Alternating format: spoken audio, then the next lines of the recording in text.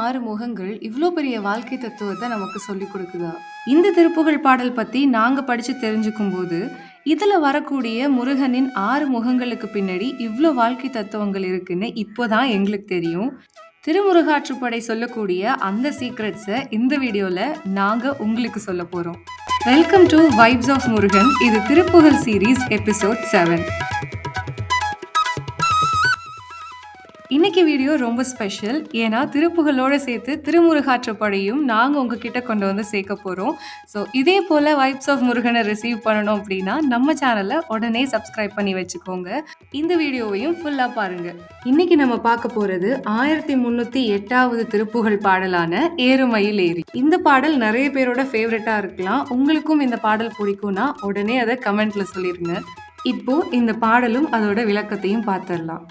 ஏறுமயில் ஏறி விளையாடு முகம் ஒன்றே, ஈசருடன் ஞான மொழி பேசு முகம் ஒன்றே, கூறுமடியார்கள் வினை தீர்க்கும் முகம் ஒன்றே, குன்றுருவ வேல் வாங்கி நின்ற முகம் ஒன்றே, மாறுபடு சூரரை வதைத்த முகம் ஒன்றே, வள்ளியை மனம் புணர வந்த முகம் ஒன்றே, ஆறுமுகமான பொருள் நீ அருளல் வேண்டும், ஆதி அருணாசலம் அமர்ந்த பெருமாளே. ஏறும் மயில் மீது ஏறி பல திருவிளையாடல்கள் செய்ததும் உன் ஒரு முகம்தான். சிவபெருமானுக்கே ஞான உபதேசம் கொடுத்ததும் உன் ஒரு முகம்தான். உன் திருப்புகழை பாடும் உன்னுடைய அடியார்களுக்கு வருகின்ற இரு வினைகளையும் தீர்த்து வைப்பதும் உன் ஒரு முகம்தான். அடுத்தது ஒரு நிகழ்வு பத்தி சொல்றாரு அருணகிரிநாதர். கிரௌஞ்சமலை புராணங்கள்ல தாரகாசுரனை முருகன் வதம் பண்ணது இந்த கிரௌஞ்சமலையில தான் அப்படின்னு சொல்றாங்க. அந்த மலையவே பிளக்கும் அளவுக்கு ஒரு அம்பை எய்தி அதுக்கப்புறம் அமைதியா இருந்ததும் உங்களோட ஒரு முகம்தான். உங்களுக்கு எதிரியாக முரண்பட்ட அசுரர்களை வதைத்ததும் உங்களுடைய ஒரு முகம்தான். வள்ளியை திருமணம் செய்து கொள்ள ஆசையுடன் விளைந்து வந்ததும் உங்களுடைய ஒரு முகம்தான். இப்படி நீங்க ஆறுமுகமாக காட்சியளிக்கும் பொருளை எமக்கு விளக்க வேண்டும் திரு அருணாச்சலத்தில் அமர்ந்திருக்கும் பெருமாளே அப்படின்னு அருணகிரிநாதர் முருகன்கிட்ட கேட்டு இந்த பாடலை முடிக்கிறாரு.